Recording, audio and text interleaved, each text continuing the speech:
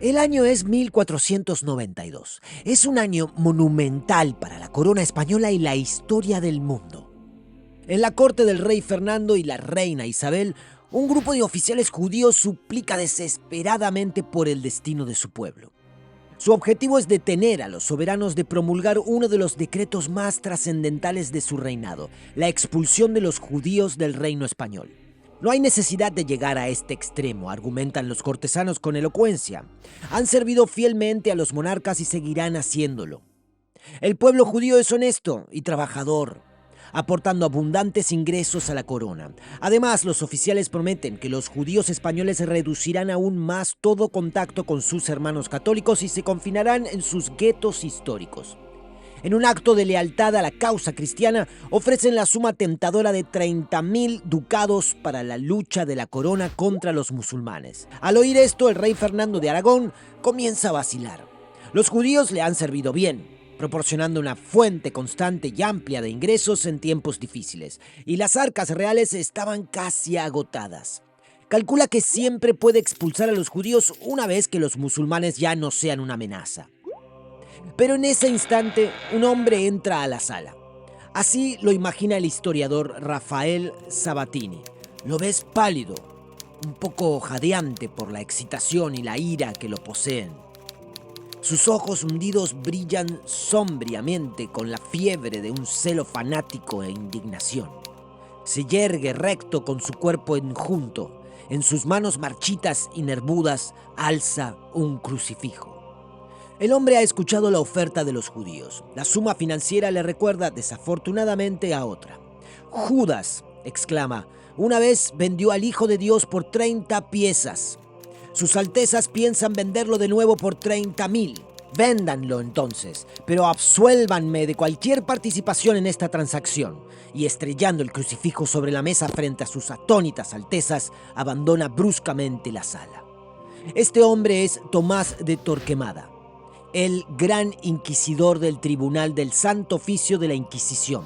En otras palabras, es el primer rostro de la Inquisición española. Ahora, esta anécdota es probablemente pura invención, ficción histórica. No obstante, encapsula la mente, el fervor, la resolución de un hombre que se comprometió a destruir lo que consideraba la gran enfermedad de su patria, la herejía, principalmente en la forma de los judíos y sus descendientes apóstatas, los conversos. Torquemada es un nombre que ha causado escalofríos en la espina dorsal de muchos mortales, herejes y fieles por igual. El nombre en sí es lúgubre más allá de lo creíble. De la unión de torque, la palabra en latín para torcer, y de quemada, español para, quemada. Quizás no haya otro villano histórico cuyo nombre real se ajuste mejor a su legado aterrador. Un legado sinónimo de fanatismo religioso, opresión y terror. Y algunos de los crímenes morales más graves cometidos en nombre de Dios. Pero, damas y caballeros, ¿cómo era realmente este fraile inmensamente poderoso? ¿Qué clase de hombre fue? ¿Y merece su terrible reputación? Breve biografía, damas y caballeros. Nacido en 1420 en Valladolid, o en el pueblo cercano de Torquemada, Tomás provenía de una familia terrateniente adinerada. Su tío Juan era de hecho un cardenal distinguido y de gran prestigio, sin mencionar uno de los teólogos más influyentes de la Baja Edad Media. Fue probablemente bajo su influencia que, a una edad muy temprana, el pequeño Tomás ingresó en el monasterio dominico de San Pablo en Valladolid, un monasterio que su tío había fundado. Durante mucho tiempo se ha afirmado como un hecho que los Torquemada eran de ascendencia judía, un punto interesante para la psicohistoria, pero estudios recientes no han encontrado evidencia que respalde esto. El joven Tomás demostró ser un excelente y entusiasta erudito, dedicándose a la vida monástica y a la búsqueda del conocimiento durante la mayor parte de su adolescencia y juventud. Avanzamos hasta 1452, cuando Tomás, de 32 años, fue nombrado prior en el monasterio de Santa Cruz en Segovia, un cargo para el cual fue reelegido continuamente. Habiendo adquirido una reputación por su sabiduría, su piedad y su buen juicio, fue presentado a la princesa Isabel I de Castilla por su madre. Finalmente, y de manera reacia, se convirtió en el confesor personal de la futura reina, y luego de su esposo, el rey Fernando II de Aragón, con quien Isabel se casó en 1469. Ese año marca la unión de las coronas de Castilla y Aragón, a menudo citada como el nacimiento de la España moderna. Una de las mayores fuentes de tensión social en la España del siglo XV fue una clase de personas conocidas como conversos.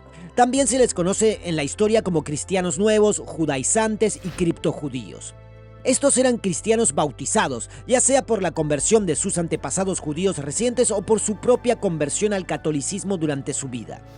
Contrariamente a la creencia popular, tanto entonces como ahora, la gran mayoría de estas personas abrazaron el evangelio cristiano.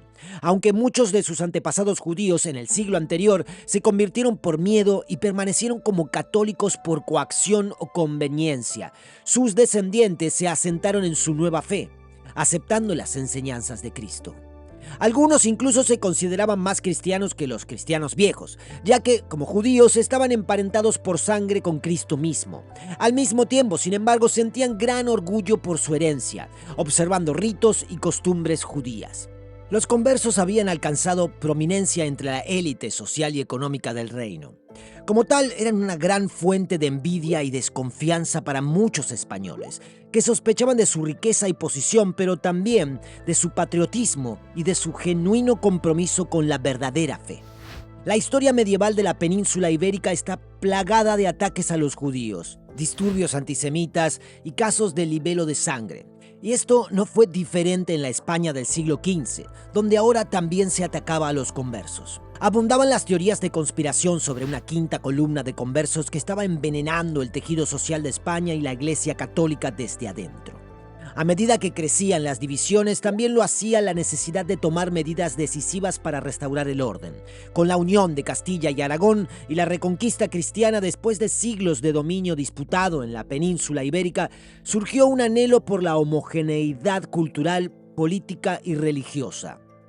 Entonces, en 1478, los monarcas católicos pidieron al Papa Sixto IV permiso para establecer un tribunal inquisitorial en el reino español.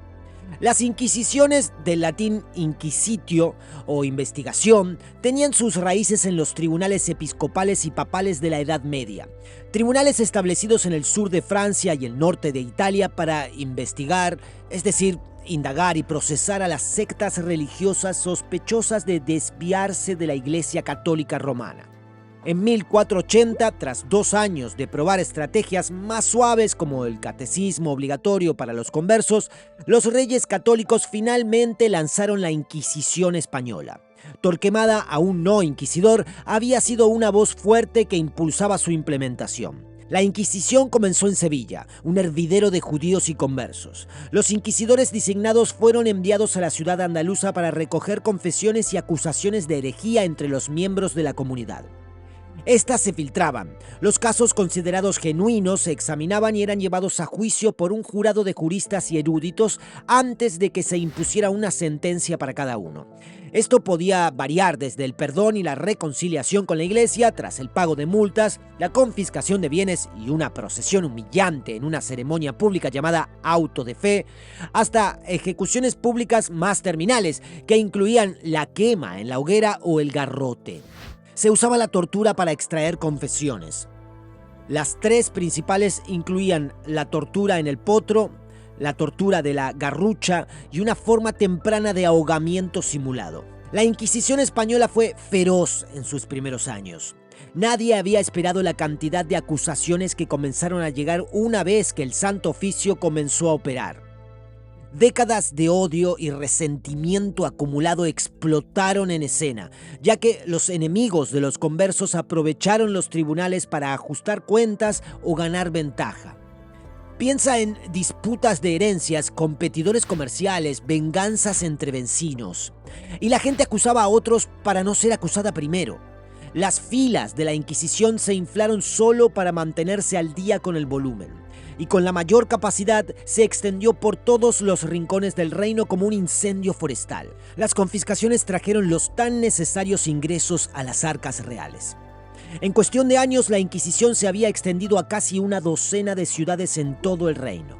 En 1483 los monarcas invistieron plenos poderes del Santo Oficio en la persona de Torquemada.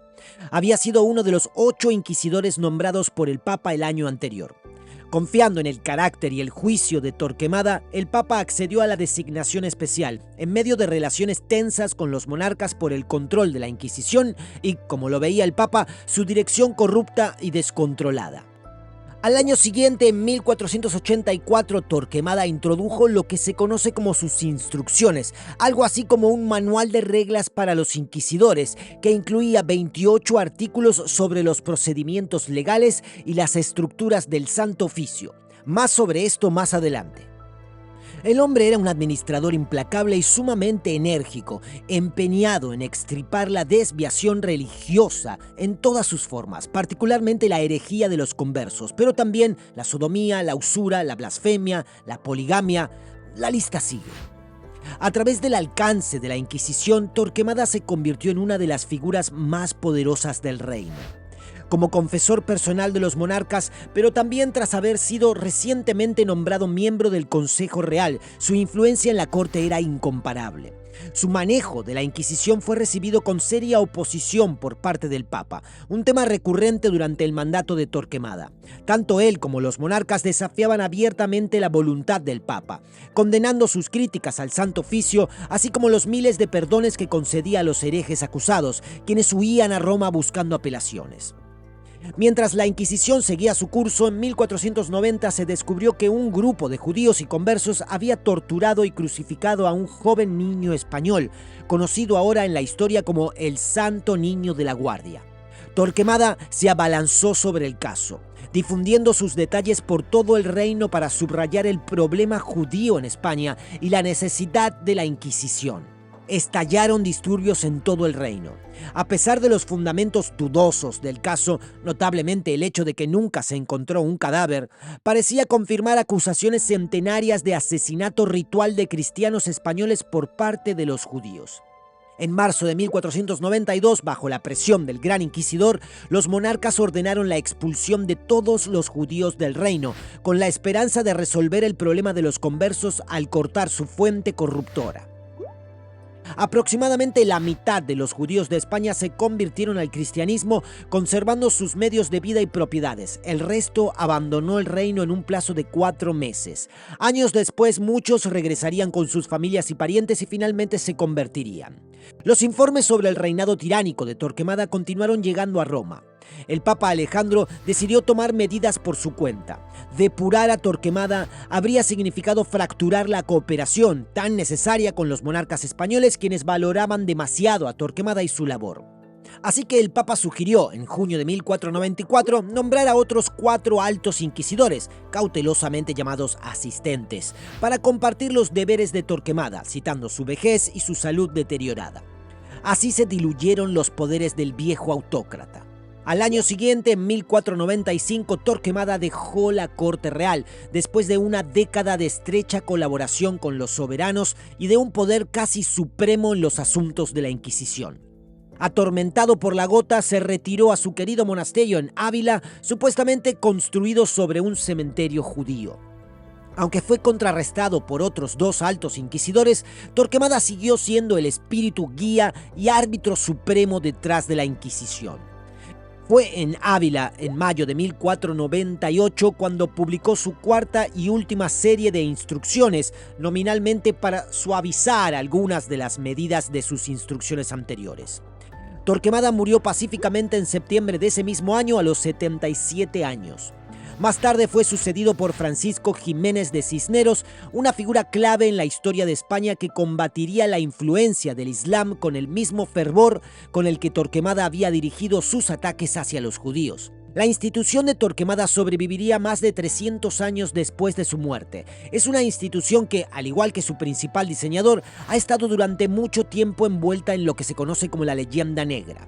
Generación tras generación de propaganda danina difundida por los enemigos de España, especialmente los países protestantes, en una época en la que España era la potencia y el imperio dominante en el mundo. Los pensadores y escritores occidentales activos durante la Ilustración luego ampliaron la mala reputación exagerada, retratando a España como una tierra de barbarie e intolerancia. Así que, damas y caballeros, se necesita un poco de análisis aquí, una separación entre mito e historia. Es hora de un examen más profundo del hombre y su controvertido legado. Torquemada fue una asceta en el sentido más comprometido posible. Como se ha mencionado, descendía de una familia adinerada. Su tío Juan fue uno de los teólogos europeos más importantes y respetados de su época, un cardenal con gran influencia tanto en el Reino de Castilla como en Roma. Ahora bien, Torquemada en su juventud deseaba para sí el tipo de influencia que tenía su tío. Eso nunca lo sabremos, pero si alguna vez lo hizo, parece que se conformó con la vida sencilla de un monje, pasando sus años en el aula, el claustro, la sacristía y el confesionario. Este estilo de vida monástico lo mantuvo bien entrada su cincuentena, una vida completa para muchos de su época, alcanzando el puesto de prior en el convento de Santa Cruz en Segovia, a medio camino entre Madrid y la ciudad de Valladolid. Se ganó una reputación por su piedad y severidad, una reputación que, según todas las fuentes, está bien merecida. Dios y la Iglesia Católica estaban por encima de todo. Famosamente se negó a pagar la dote de su hermana, dejándola sin otra opción que ingresar en el convento local y pasar el resto de sus días como monja. Torquemada se ganó un gran respeto entre sus hermanos dominicos. Como hombre de gran aprendizaje y fe, todos podían ver que tenía el talento y la mente para seguir los pasos de su tío. Sin embargo, eligió comprometerse al servicio de sus hermanos y de sus compatriotas castellanos. Y este respeto lo ganó no solo por su estricta observancia de la ley de Dios, que enseñaba y esperaba de los demás, sino también por las privaciones que se imponía a sí mismo. Se decía que era más severo consigo mismo que con los monjes a quienes lideraba. Nunca comía carne, dormía sobre una tabla de madera sin ropa de cama y nunca vestía lino. Se nos dice que inicialmente rechazó el cargo de confesor personal de la reina Isabel, pero que finalmente cedió ante su insistencia. Ella solía salirse con la suya. No pasó mucho tiempo antes de que también fuera el confesor real de su esposo, el rey Fernando. El alto aprecio en el que lo tenían, tanto por su consejo como por su sabiduría, nunca realmente disminuyó. Cuando en 1497 el hijo de la pareja real falleció a la temprana edad de 19 años, fue enterrado en el monasterio de Torquemada en Ávila. Nuevamente, una señal reveladora de la confianza y reverencia que los monarcas sentían por el viejo fraile. Décadas después, Isabel era especialmente piadosa y veía a Torquemada no solo como confesor, sino como un confidente en asuntos religiosos en general. Rechazaría todo tipo de dignidades, incluida la arquidiócesis de Sevilla. En sus instrucciones a los tribunales de la Santa Inquisición, una serie de edictos sobre el procedimiento inquisitorial prohibía expresamente a los oficiales de la Inquisición aceptar regalos de los prisioneros bajo pena de excomunión o destitución, así como el reembolso, doble en valor, de lo que hubieran recibido. La orden fue repetida en un edicto posterior también, demostrando una mano firme contra el soborno continuo. Siempre fue sensible al poder corruptor del oro y con frecuencia delineaba sanciones para los abusos en sus edictos. Contrariamente a la imaginación popular, los tribunales a menudo estaban prácticamente en bancarrota. Los salarios eran modestos y se prohibía a los oficiales tener dos salarios al mismo tiempo. Los ingresos obtenidos de la confiscación de propiedades iban a las arcas reales o al mantenimiento de la sobrecargada y empobrecida Santa Inquisición. En resumen, gestionó los asuntos internos de la Inquisición con la misma rigidez con la que dirigía su convento, esperando total integridad y humildad en el servicio a Dios. Un mito muy arraigado sostiene que cuando Torquemada era gran inquisidor, viajaba frecuentemente con un séquito de 250 soldados de infantería armados y 50 de caballería. La fuente de esto es extremadamente dudosa. Es más probable que la reina Isabel insistiera en que fuera acompañado por una escolta tras rumores o incluso intentos de asesinato contra su vida. Un hombre tan piadoso como Torquemada es más probable que hubiera estado relativamente impasible ante las amenazas de asesinato, abrazando la idea del martirio en su devoción a Dios. Gastó prácticamente todo su dinero en la iglesia, financiando generosamente el convento dominico en Segovia, así como la iglesia en su natal Torquemada, entre otras obras públicas. Después de todo, era un amante de la arquitectura. Muy cercano a su corazón estaba el convento de Santo Tomás en Ávila. Supervisó su construcción y mobiliario, destinando la mayor parte de sus ganancias desde principios de la década de 1480 hasta su muerte. El monasterio se convirtió en su residencia principal y en algo similar a su propio tribunal. Allí se retiró para su jubilación, regresando a una vida que le era familiar, como hermano de la orden dominica, pero con las amplias y enormes responsabilidades acumuladas por su papel como gran inquisidor. Frecuentemente se dice que, felizmente, habría vivido la vida de un simple monje, de no haber sido por la Inquisición. Esta es una teoría interesante, si no fuera por un detalle. Este fue el hombre que jugó el papel más importante en la creación y puesta en marcha de la Inquisición española, uno de los sistemas legales más temidos y consecuentes del periodo medieval y moderno. Este no era un simple monje.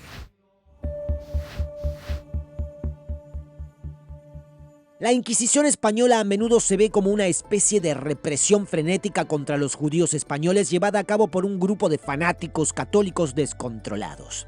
Y esto es engañoso por varias razones. Sí, fue una institución que inspiró gran terror, mucho más extensa y sangrienta, o más bien llena de cenizas, que inquisiciones anteriores en Europa.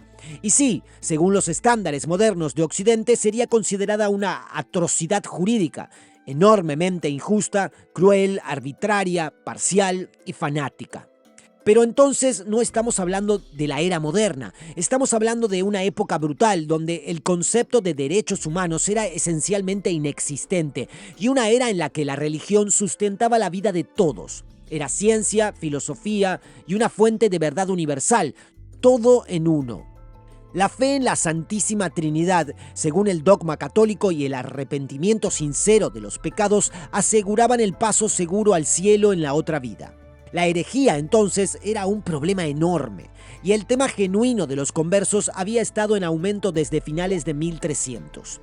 El hereje, al socavar la fe verdadera, presentaba un peligro no solo para sí mismo, sino también para sus familias y otros miembros de la sociedad.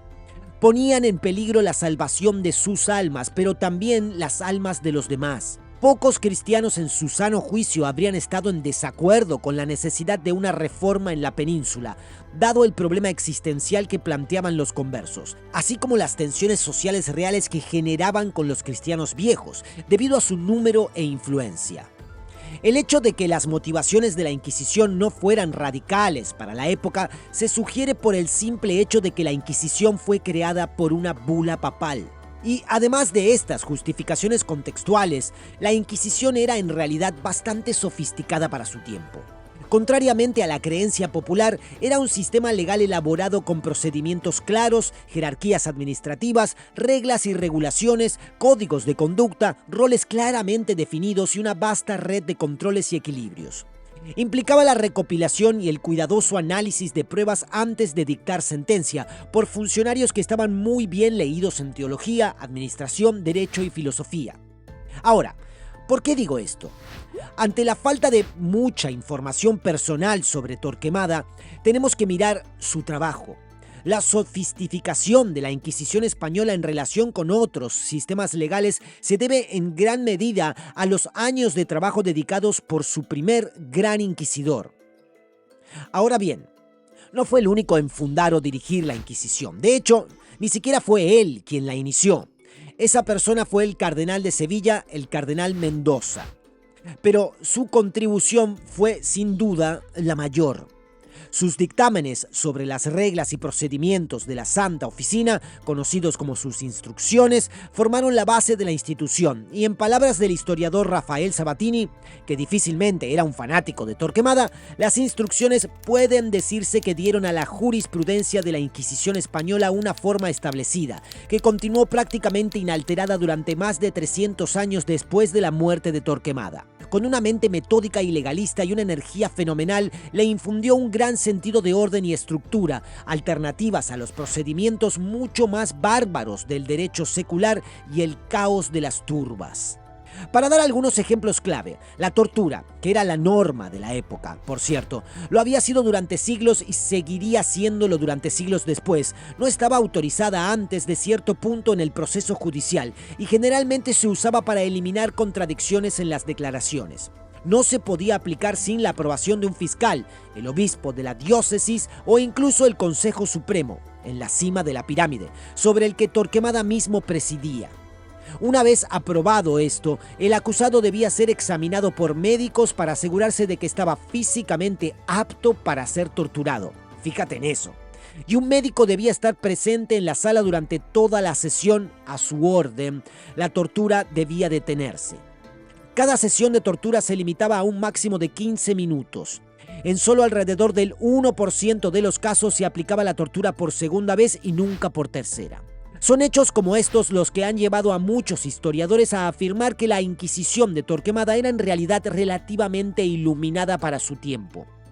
El hecho de que intentara, en la mayor medida posible, frenar los abusos de poder, la violencia innecesaria, el sufrimiento y la muerte, en la medida en que no entrara en conflicto con sus convicciones religiosas o los objetivos de la Inquisición, no debe pasarse por alto. Y vemos esto en muchas de sus instrucciones oficiales relacionadas con la tortura y la pena capital, por ejemplo, pero también en cuestiones de diligencia debida. En cuanto a las ejecuciones, el acusado solo era quemado vivo en la hoguera después de un procedimiento sistematizado que involucraba audiencias, interrogatorios, que no necesariamente incluían tortura, y oportunidades en varias etapas del proceso inquisitorial para reconciliarse con la Iglesia. La muerte en la hoguera mientras aún estaban vivos era para aquellos que se habían mostrado impenitentes hasta el final. Las confesiones anteriores podían resultar en sentencias más indulgentes. Confesar durante el interrogatorio podía resultar en multas, pérdida de propiedad, encarcelamiento, etc. Confesar durante el auto de fe, por ejemplo, es decir, en el último momento posible, podía resultar en ser garroteado en la hoguera, en lugar de ser quemado vivo. En este punto quizás te estés preguntando acerca del número de muertes durante el mandato de Torquemada. Los primeros años de la Inquisición fueron de hecho los más mortales y los más estrictos en sus casi 3 siglos y medio de existencia. Entre el 50 y el 60% de los condenados en este periodo fueron quemados en la hoguera. Es bastante seguro decir que este periodo incluye la mayor concentración de casos con sentencias que podemos describir como injustas, incluso para los estándares de la época. Sentencias que justificadamente llevaron a disturbios violentos en las principales ciudades, quejas oficiales de conversos fugitivos y preocupación del Papa y su corte. En gran parte es por esto que Torquemada ha sido tan condenado, mucho más que sus sucesores. Se estima que entre 1.000 y 1.500 personas fueron ejecutadas durante el tiempo de Torquemada como Gran Inquisidor. Terrible, sí, y estas muertes fueron horribles. A pesar de esto, y no soy un apologista de la Inquisición, la cifra palidece en comparación con las estimaciones que han estado circulando durante siglos por los críticos de la Inquisición. También palidece en comparación con las cifras de quemas de brujas y otras persecuciones frenéticas de la época e incluso siglos después que ocurrían en otras partes de Europa. Como se mencionó antes, la mala prensa exagerada de la Inquisición española hasta el día de hoy es en gran medida la continuación de la propaganda demonizadora de las potencias protestantes rivales como Gran Bretaña, el norte de Alemania y los Países Bajos. Estos eran inferiores a España en poder y riqueza, pero tenían una arma letal y hábilmente aprovechada a su disposición: la imprenta. Pero, ¿sabes cuál es también un arma letal si se utiliza de manera hábil? Las estafas en línea, damas y caballeros. Por eso, quiero hablarles de una pequeña herramienta llamada NordVPN. Si eres como yo, seguro pasas horas navegando por internet, buscando información y viendo videos buenísimos como el que estás viendo ahora mismo. Pero, ¿alguna vez te has preguntado qué tan seguros están tus datos? Aquí es donde entra NordVPN. Con tu NordVPN puedes navegar de manera anónima y segura. Se encarga de cifrar tu conexión, así que tus datos estarán protegidos de miradas curiosas. Es como tener una cortina que impide que los demás vean lo que haces en línea. Además, es súper fácil de usar. Solo descargas la aplicación, te registras y listo. Puedes conectarte a servidores en diferentes países y acceder a contenido que antes estaba bloqueado para ti. ¿Quieres ver esa serie de otro país? No hay problema con NordVPN.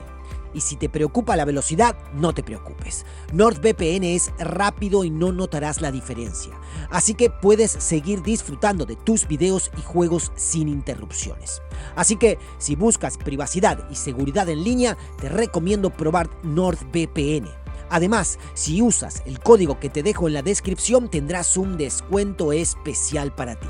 ¿Crees que no lo necesitas o tal vez no te gusta? No hay problema. NordVPN te devolverá tu dinero después de 30 días. Cuida tu privacidad y navega tranquilo con NordVPN. Ahora, volvamos a un hombre que probablemente te habría quemado en la hoguera si fueras un converso utilizando un VPN en ese momento. Y no lo habrías confesado, claro está. Pero hoy deberías estar bien. Entonces, la Inquisición no fue exactamente una época de alegría, pero tampoco se trataba de una horda frenética de antisemitas sádicos, irrumpiendo en los pueblos y quemando a todos los judíos y conversos que podían encontrar. Torquemada no era un monje loco ni un bruto sediento de sangre. El sistema que diseñó era en muchos aspectos como él, organizado, minucioso y profundamente austero en sus objetivos y métodos. ¿Era Torquemada un fanático? Bueno, si él era un fanático, entonces también lo era la mayoría de los católicos españoles. Las opiniones de Torquemada no eran en absoluto únicas para la época. Una vez más, es importante ponerse en la mente de un hombre santo del siglo XV. La fe lo era todo. Por el contrario, la herejía lo envenenaba todo. Si alguien cometía herejía sin saberlo, podía reconciliarse con la iglesia. Se le veía simplemente como una oveja perdida que había sido temporalmente desviada. Pero si lo hacía a sabiendas y se hacía pasar por un buen católico, debía ser castigado, asesinado en forma corporal para eliminar su influencia del reino terrenal y enviado al paraíso si se arrepentía, o asesinado y condenado al infierno si permanecía obstinadamente impenitente. Aquí es donde intervenía la Inquisición y donde una voluntad inflexible e incorruptible como la de Torquemada era vista como algo bueno por muchos. La herejía necesitaba ser erradicada con la misma seriedad que los peligros que representaba. Un hombre profundamente piadoso como él habría invertido todo su ser en lo que él habría concebido como una misión divina en la tierra. Por supuesto, un problema clave con la Inquisición es que la mayoría de los conversos condenados probablemente eran católicos fieles. Simplemente eran culturalmente judíos en muchos aspectos. Esta distinción no se hacía en una era de poca o ninguna tolerancia por otras religiones que no fueran la propia, incluso por sus huellas culturales, en una era y entre personas marcadas por una hostilidad de siglos hacia los judíos y en un clima legal donde la culpabilidad se presumía antes que la inocencia. En cuanto a los talentos administrativos de Torquemada, logró expandir la Inquisición de un solo tribunal en Sevilla a 2 docenas de tribunales en toda España en el transcurso de 15 años. Una vez que fue nombrado Gran Inquisidor, se puso a trabajar de inmediato y nunca realmente se detuvo. Dirigió la Inquisición, cumpliendo con todas las funciones diarias como jefe del Consejo Supremo de la Santa Oficina, y estuvo personalmente involucrado en los casos importantes que le interesaban particularmente. Además de jugar el mayor papel en la elaboración del marco legal, continuaría refinándolo a lo largo de los años, frenando los abusos y abordando problemas que habían sido completamente o parcialmente pasados por alto en las instrucciones originales. Como consejero real asesoró a los monarcas sobre los asuntos eclesiásticos del reino y las relaciones reales con el papado. En resumen, Torquemada fue un reformador. Los fundamentos y motivaciones de la reforma fueron generalmente aceptados por los católicos españoles. Sin embargo, fueron los métodos de Torquemada y el terror que inspiraba su institución lo que le granjeó muchos críticos.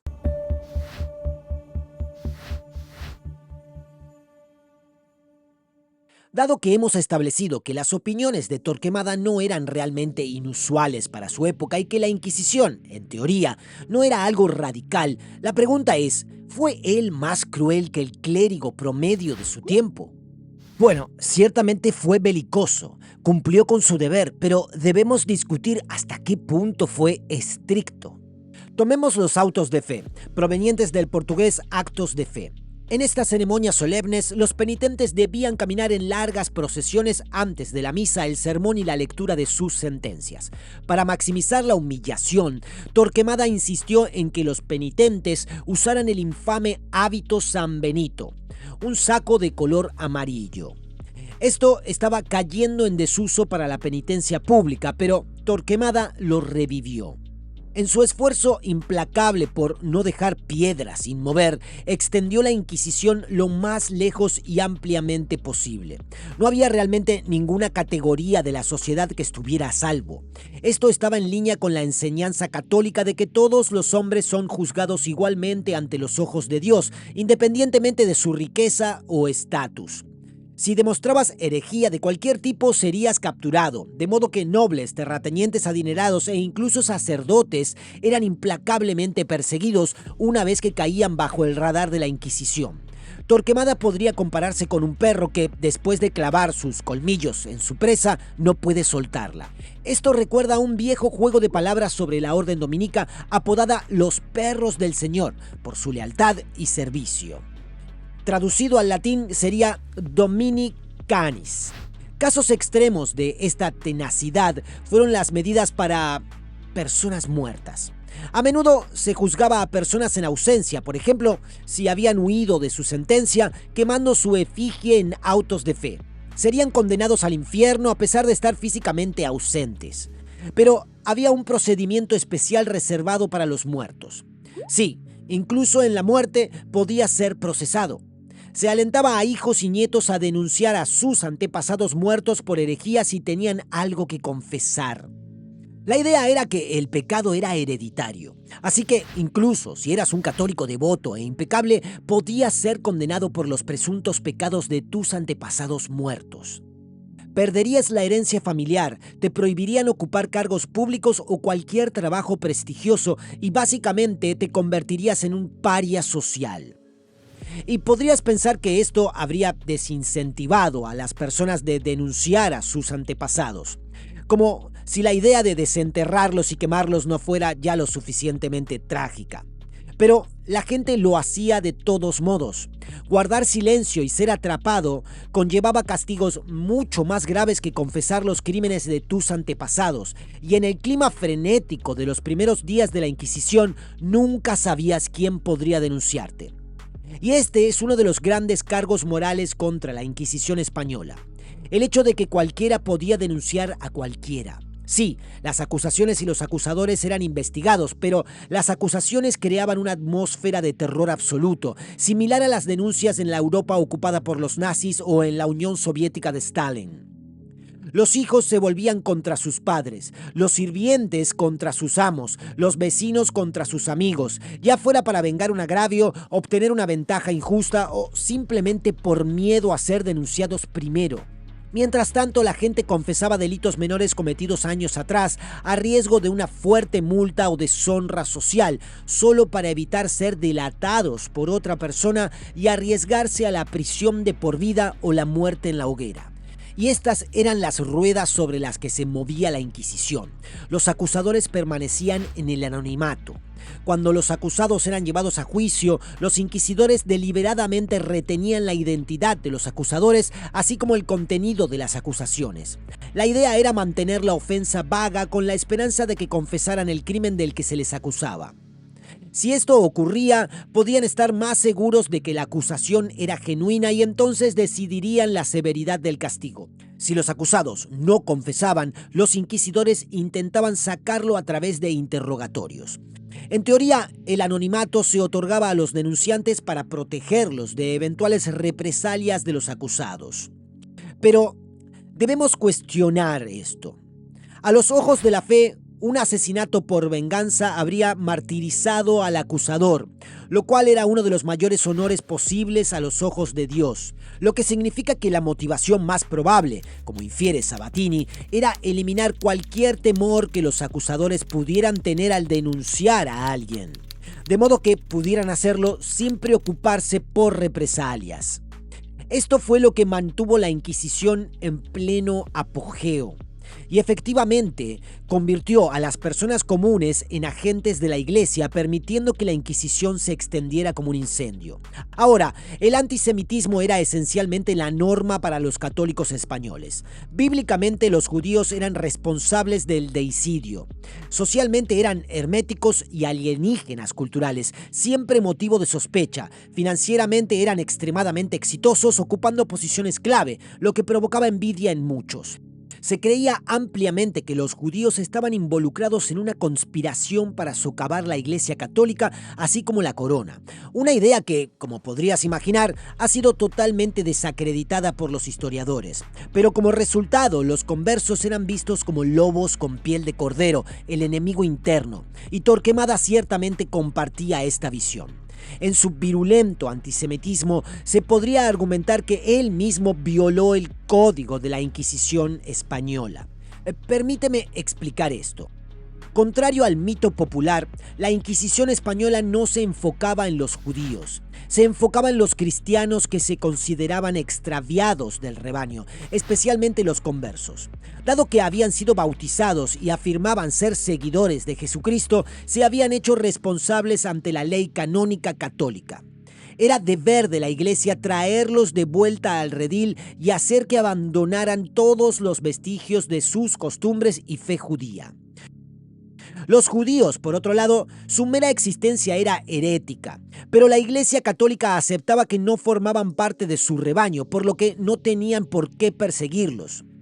Ahora que esto está claro, puedo demostrar que Torquemada puede ser acusado de sobrepasar los límites de su jurisdicción. En una de sus instrucciones, obligó a los rabinos a informar a la Santa Oficina sobre cualquier converso. Es decir, cualquier cristiano bautizado que diera limosnas a la sinagoga o que de alguna manera mostrara un regreso a su fe ancestral. Retener cualquier información incriminatoria era un delito capital. También ordenó a los rabinos que publicaran en sus propias sinagogas un edicto estipulando la excomunión de cualquier judío que ocultara información sobre judaizantes. Como tal, los judíos se vieron esencialmente obligados a convertirse en agentes secretos de la Inquisición española. No hacerlo los convertía en enemigos de la Santa Oficina. Recuerda que la excomunión era un destino peor que la muerte para los judíos. Piensa en el dilema de un rabino que descubre que uno de sus feligreses o donantes era un cristiano bautizado. Ahora tiene dos opciones: arriesgarse a la excomunión y la muerte permaneciendo en silencio, o denunciar al converso, enfrentar al desprecio de sus feligreses y la pesada conciencia de traicionar a un hermano. Además, parece que Torquemada desempeñó un papel activo en fomentar el sentimiento antisemita en todo el país. Tomemos el caso del Santo Niño de la Guardia en 1490-1491.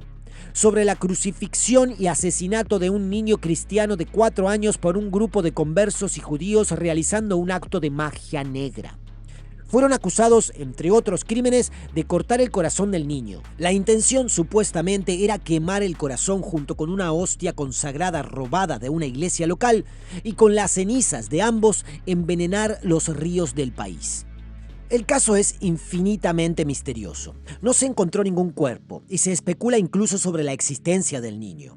Pero las confesiones relativamente coherentes de los cabecillas han llevado a historiadores serios, incluidos Sabatini, a concluir que, a pesar de las rarezas del caso y del ambiente de antisemitismo que pudo haber provocado un caso falso, probablemente ocurrió la crucifixión simulada y asesinato de un niño.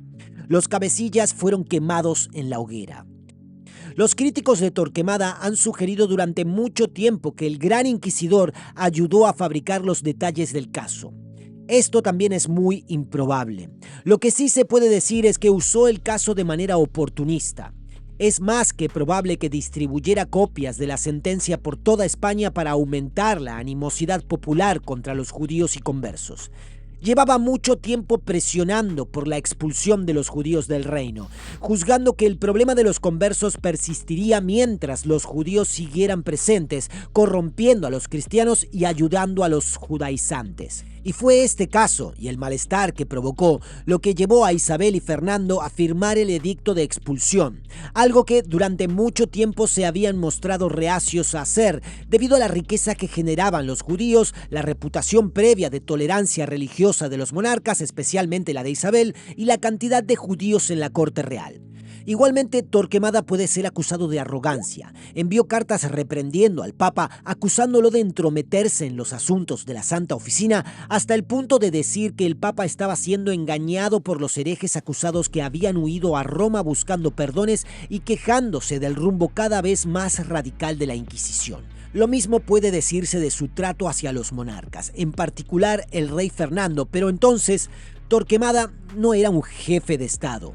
Presidía una institución en gran medida legitimada por la autoridad papal, actuando en beneficio de la Iglesia Católica Romana. Sin embargo, acusaría a su líder terrenal, el vicario de Cristo, de haber sido engañado por astutos conversos, lo que en sí mismo es un insulto a las facultades críticas del Papa y sus asesores, al tiempo que desdeñaba el derecho de los acusados a apelar ante el Papa y a que éste los perdonara. Sabatini escribió esto sobre el hombre. Cualquiera que sea la sencillez de la vida de Torquemada y cualquiera que sea su humildad personal, sería vano pretender que no estaba imbuido del orgullo y la arrogancia de su oficio, hinchado por el aumento del poder que se le había concedido, hasta el punto de no dudar en dictar órdenes a los soberanos mismos en asuntos de la fe y en reprocharles casi al punto de amenaza cuando eran lentos en actuar según sus dictados, mientras que era peligroso para cualquiera que no fuera de rango soberano entrar en conflicto con el gran inquisidor. Es importante destacar un punto final antes de cerrar este video. En Roma, el Papa estaba concediendo absoluciones y levantando las penas capitales en favor de multas. Y sí, el Vaticano estaba ganando sumas astronómicas de dinero por esto, pero el mensaje constante del Papa era que Dios no deseaba la muerte del impenitente, sino que viviera para que eventualmente pudiera convertirse. Por otro lado, los inquisidores de Torquemada sentían que estaban haciendo la obra de Dios al condenar a los impenitentes a las llamas. Lo que estaban haciendo era cometer el asesinato del alma. Así que, nuevamente, si bien los fundamentos de la Inquisición eran en muchos aspectos válidos y legítimos y muchos de los procedimientos legales eran moderados e incluso admirables para la época, las sentencias de Torquemada eran innecesariamente crueles incluso para los estándares de su tiempo. En efecto, era más extremo que el Papa. En 1832, solo 2 años antes de que la Inquisición fuera disuelta, la tumba de Torquemada fue saqueada por revolucionarios. Sus huesos fueron desenterrados y quemados, supuestamente en un auto de fe simulado. Las maravillosas ironías de la historia, damas y caballeros.